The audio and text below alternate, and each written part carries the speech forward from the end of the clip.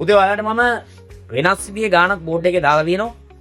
මේක දර්ශක ගානක් වගේ පෙනුනට දර්ශක නීති ඇසුරින් මේක සුළු කිරීම ආරම්භ කරන්න බෑ.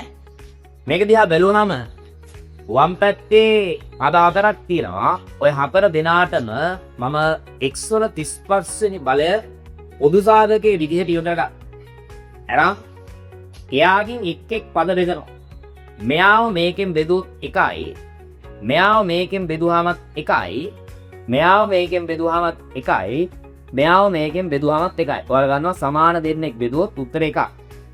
මෙතන 4 176 වෙනි බලය. මෙතන x වල 35 වෙනි බලය ඔහොම තියෙනකොට වරහනේ අදහස ගුණිතය මේක එකතු කළොත් 4ක් එනවා. සමානයි 4 176 වෙනි බලය.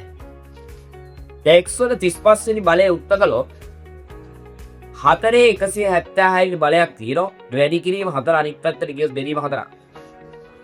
ඒ අනුව x වල 35 වෙනි බලය සමානයි අපි දන්නවා දර්ශක නීතියක් පාද සමානව බෙදනකොට උඩ දර්ශනේ යට එක අඩු වෙනවා. යට පළවෙනි බලයක් තියෙන්නේ 176 න් එකක් අඩු කළොත් 175යි.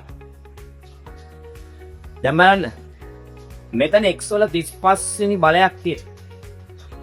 සමානයි මෙතන 4 175 වෙනි බලයක් තියෙනවා.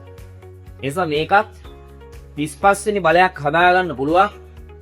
ඇතුළට 5ක් දා 5 25යි 5 3 15යි 2යි 17යි. ඒතර බලයක බලයක් නීතියර්ථයේ මේ දෙක ගුණ කළාම 175ක් එනවා.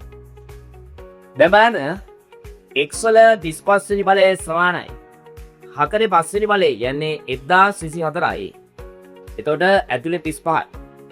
දැන් දෙපැත්තේ දර්ශක දෙක සමානයි. ඒ නිසා පාද දෙක සමාන කළොත් x සමානයි 1024යි.